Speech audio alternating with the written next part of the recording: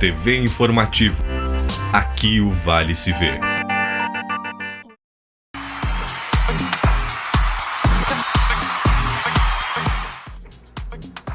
Olá!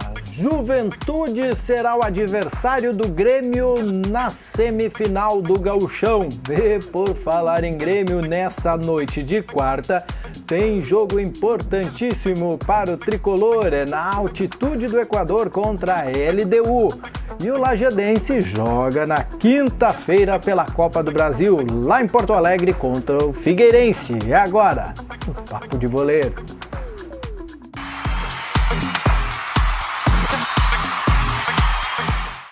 E o tricolor já conhece o seu adversário nas semifinais do Campeonato Gaúcho. O jogo foi na noite dessa terça-feira. Podia o Grêmio ter que ir a Erechim no dia 21, quinta-feira. Mas não foi o que aconteceu, Diogo Bosch. O Juventude aí, Márcio, está classificado, manteve o seu favoritismo. Os 4 times de melhor campanha na primeira fase são os 4 das semifinais. O Juventude foi o último classificado. Atropelou o Ipiranga, né? Não deu sorte pro azar. Se o Atlético Goianiense deu brecha para o time de Erechim, Juventude não. Foi 4-1 e está classificado, garantiu essa vaga em jogo único aí, então, para as semifinais. Primeiro jogo em Caxias do Sul contra o Grêmio e o segundo na Arena para definir o primeiro finalista do Campeonato Gaúcho. É isso aí. Os outros dois, você já sabe, são Internacional e São José. E, aliás, o jogo que já será neste fim de semana foi adiantado de domingo para sábado. Exatamente, Márcio, em função das questões políticas, né, que tem a votação na Câmara lá do impeachment da dona Dilma, né, então até o Campeonato do Brasil inteiro acabaram remanejados em São Paulo, Rio de Janeiro, e aqui no Rio Grande do Sul não ficou atrás, então o jogo que teria da televisão vai ser na televisão, só que vai ser no sábado. Então, Inter e São José acabou sendo remanejado aí para um dia anterior, o sábado, então, em função das questões políticas. Não altera nada o cronograma das equipes. Bem ajuizado, né? Porque, enfim, poderia dar confusão. A tensão já vai ter tensão natural, né? Imagina com o futebol junto. Né? Será no Beira-Rio este jogo. Isso. Né? Então, sábado, o jogo que seria no domingo, às 4 da tarde, mudou para sábado, é o primeiro jogo da semifinal do Campeonato. Aí no sábado tem uma alteração pequena, a alteração do horário é 4h20 o jogo, não é só 16. Pá, quebrando o caldeirão. Detonando o caldeirão. Sabe a música que ela pega na colher? Né? Tá. Mexer o caldeirão. E você que vai acompanhar então o Internacional, vai acompanhar no sábado. Falando em Beira-Rio, antes de chegar lá, eu falei antes no Grêmio, mas a gente volta depois do Grêmio, porque hoje a noite de hoje é do tricolor. Mas no Beira-Rio também, só que amanhã, quinta-feira, tem Lajadense e Figueirense, Diogo Botti. Partida aí que a gente espera que não seja única, né, Márcio? Da primeira rodada da Copa do Brasil, a gente recebe o Figueirense, equipe catarinense de segunda divisão e tudo mais, equipe que vem forte para tentar buscar aí essa classificação já em primeiro jogo. O Lajadense, por outro lado, tem algumas perdas, tem a questão enfrenta a questão do rebaixamento do Campeonato Gaúcho, precisa se reencontrar aí mais uma vez sob o comando do Serginho, e enfrenta o Figueirense no Beira-Rio, lembrando que o jogo é em Porto Alegre em virtude de confusões e tal, e da perda de 8 mandos de campo em nível nacional que o Lajadense teve. Então o time tentou recorrer e tal, mas acabou não adiantando muito.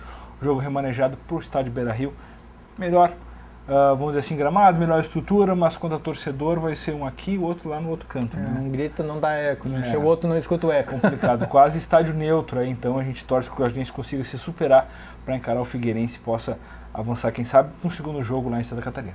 Você pode ir lá assistir o Lajadense, né? Quem sabe torcer para o Alviazul, que siga e consiga pelo menos essa rodada, que é um pouco de grana, depois, quem sabe, iluminado seja o Lajadense que passe para a segunda rodada. Até tomar um exemplo do próprio Ipiranga, né? Que depois de empate em Erechim em casa, conseguiu a vitória jogando lá no Serra Dourada, fez 2-0 no Atlético Goianiense e confirmou a sua classificação.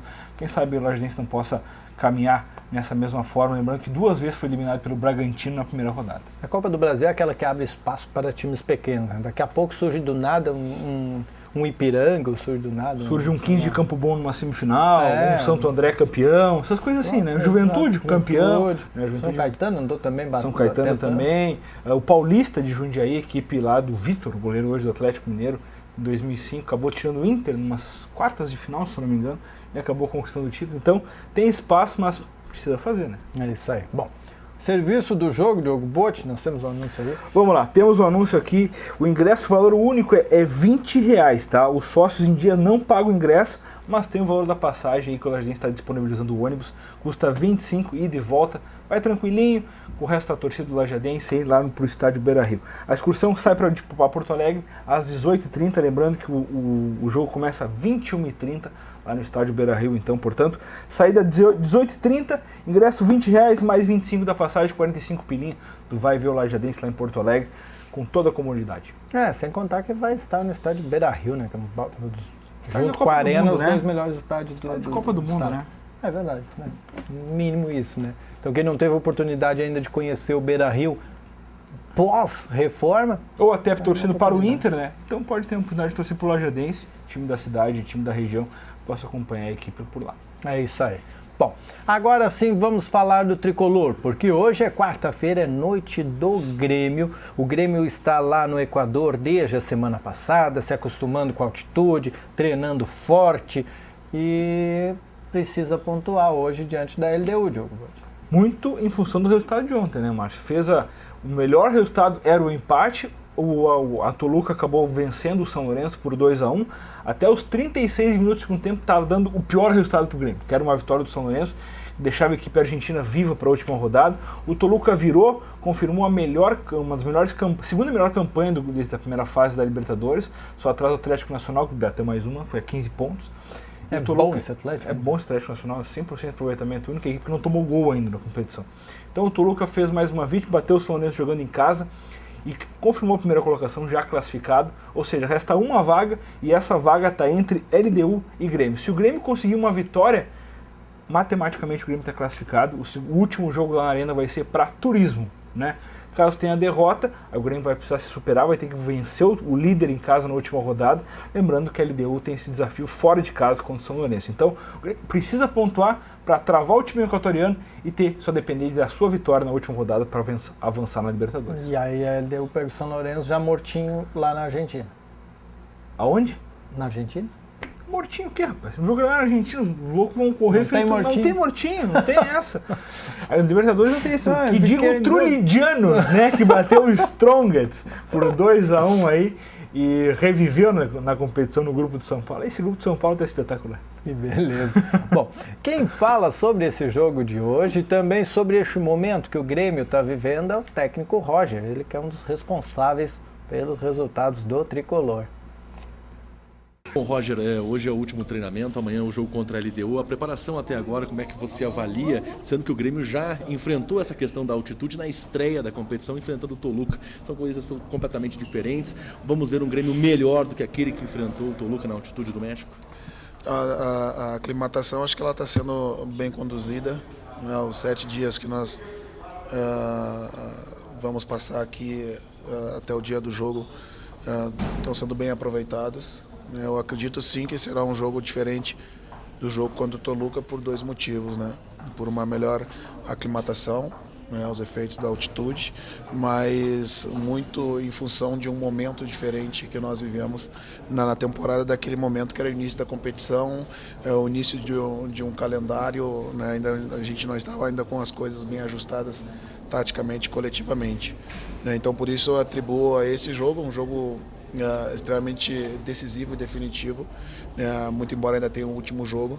As aspirações para a classificação para a próxima fase passam muito por o jogo dessa fase da Libertadores contra a LDU, e a gente entende que minimizando os efeitos da altitude, fazendo um jogo inteligente, né, a gente tem condições de vencer e conseguir consolidar uma posição dentro do grupo. Roger, o Grêmio fala do jogo contra o Toluca como uma referência, mas se a gente pegar mais recente e sem altitude, os jogos contra o São Lourenço não foram bons jogos do Grêmio. A que se deve a tua crença, a tua certeza de que a boa fase ela também compensa as atuações mais recentes que não foram boas? Eu não atribuo os 2 jogos como os jogos que não foram bons. O jogo da Argentina, na minha opinião, não foi bom. O jogo contra ele deu em casa, muito embora empatado, nós fizemos um bom jogo. Nos minutos finais é que, em função de arriscar, abrir um pouco mais para conseguir a vitória, a gente se expôs dentro da partida. O que eu acredito é justamente viver um melhor momento, independente da altitude ou não, que a gente sabe que há o problema, mas a gente minimiza vindo antes. Estando num momento diferente, tecnicamente, taticamente, a gente consiga fazer um grande jogo. Você tem 2 jogadores com uma efetividade muito interessante. Eu cito o Jeromel e o Bobô. O Jeromel não se discute e o Bobô, sempre quando foi chamado, ele deu resposta para você, fazendo gol, dando assistência. Se o time conseguir essa efetividade desses 2 jogadores, por exemplo, você acha que está com meio caminho andado? Não, eles fazem parte de uma engrenagem que, quando funciona bem, as individualidades elas aparecem com mais facilidade. Eu tenho outros jogadores em grandes momentos também. O coletivo do nosso time acaba, quando tudo funciona bem, que mais de um jogador possa contribuir de forma decisiva. Esses 2 nomes são importantes para a gente nesse momento, que vivem uma grande jornada, mas o papel coletivo deles é que faz com que a nossa engrenagem funcione também a favor deles. Para a gente, o importante é saber esse jogo, principalmente jogar com bastante inteligência. Saber que em alguns momentos não ter a bola não significa não ter o controle do jogo. Quando ter a bola, jogar próximo e permitir que o adversário ele se desgaste e não a gente, e ser eficiente quando a gente tiver a oportunidade de marcar. Esses 2 jogadores, sem dúvida, fazem parte dessa coletividade, e vivem um bom momento. Diogo, além do Grêmio, nós temos mais jogos nessa noite? Temos. Vamos começar com os resultados de ontem. Além dessa vitória, o Turlidianos que eu falei aí contra o The Strongs. The Strongs veio de uma goleada de 6-0 pro River Plate. Agora perdeu mais uma. O bom é que enfrenta o São Paulo na última rodada, lá na La Paz, lá que deve ser o quê? Deve ser perto do céu aquilo lá, né? Também. Mais ou menos, das né? nuvens. Então vamos lá, o resultado então 2-1 e o Huracan ficou no 0-0 com o Peñarol. Lembrando que o Atlético Nacional fez 1-0 no Sporting Cristal, jogando fora de casa. O Atlético Nacional, melhor equipe dessa primeira fase da Libertadores, tem 15 pontos em 5 jogos. E o Toluca fez 2-1 no São Lourenço, confirmando o primeiro lugar do grupo do Grêmio. Nessa noite já estão jogando, começou às 17 horas e 15 minutos, o Cobresal enfrentando o Cerro Porteño, isso pelo grupo do Corinthians. Às 19h30 daqui a pouco, portanto, tem Racing Boca Juniors, clássico argentino. Mesmo horário para Olímpia e Deportivo Táchira e Emelec e Pumas. Às 21 horas e 45 minutos a gente tem o São Paulo enfrentando o River Plate. Se o São Paulo empatar, está fora da competição, ainda a primeira fase, precisa vencer o time argentino do D'Alessandro. E mesmo horário para LDU e Grêmio. Tu achar, Jogo? Agora falaste do clássico argentino, me lembrei das torcidas lá em São Paulo, da pessoas se metendo, acabando com a torcida organizada, querendo um lado só. Quando tiver clássico, só um grupo. Todo clássico morre gente, né, Márcio? Teve mais que uma acordo. vez, no final de semana também morreu mais um. Ou a gente faz isso, ou vai ser uma carnificina em cada partida com 2 das grandes equipes de São Paulo, Rio de Janeiro, Porto Alegre a gente fez também. Então não adianta, o clássico tem que ser que nem Minas Gerais. A Minas Gerais já adotou isso aí. Jogo no Mineirão só a torcida do Cruzeiro, jogo no Independência só do Atlético. Se o mandante for o Atlético Mineiro e quiser fazer no Mineirão, é só torcida do Galo. Então acabou com isso aí, cara. Tu nunca mais viu morte lá em Minas Gerais. Isso é verdade. Então tem que começar a acontecer isso aí nos grandes clássicos. Já deu mostras que a violência só aumenta. Ela A não nossa diminui. torcida mista aqui não deu? Não. A torcida mista é um exemplo raríssimo. Isso foi tentado uma vez em Brasília, com o clássico carioca entre Flamengo e Vasco. Deu morte também. Acho que eram 2 pessoas que acabaram falecendo. Não tem, sabe? Infelizmente, o Rio Grande do Sul fez esse teste com a torcida mista, deu certo. Acho que, se não me engano, já foram 5 grenais com essa medida tomada aí. E os 2 clubes abraçaram a causa, mas realmente, se tu for pegar organizado de Grêmio de Inter, aí sempre tem arranca-rabo ao redor, se for do Beira-Rio, se for da Arena. Não adianta. Tem que terminar com isso aí. Ou se termina com o organizado, ou se termina com a torcida de duas torcidas do mesmo clube. A organizada é a coisa mais desorganizada que existe. O nome não combina em nada. Não combina com nada, tio. Isso aí é um troço, é lamentável. Infelizmente, mas a torcida organizada é que faz o time andar, é que sacode o estádio. Eu concordo, mas se tu fizer isso, se tu quiser fazer a torcida andar e quiser fazer a torcida andar também fora do estádio, também não adianta, né? Não, tem que ter a dimensão. Custo de vidas não dá, exatamente, a custo de vidas. Que ponto é isso, sabe? Ah, mas o fulaninho, não interessa, é uma vida, sabe? Então, precisa ser medidas mais drásticas, precisam ser adotadas, principalmente pela justiça em relação a isso aí, para que mais mortes não ocorram. 15 para as 10 da noite tem Grêmio e LDU, ou LDU e Grêmio, como você preferir. O jogo é lá no Equador. Pelo lá menos um na pontinho, altitude do pelo menos Equador. um pontinho, o Grêmio buscar esse resultado importantíssimo aí, para definir em casa com a arena lotada contra o Toluca na próxima semana. Nós voltamos na quinta-feira, depois do Redação Informativo, dia de jogo do Lajadense. Até mais. Um abraço.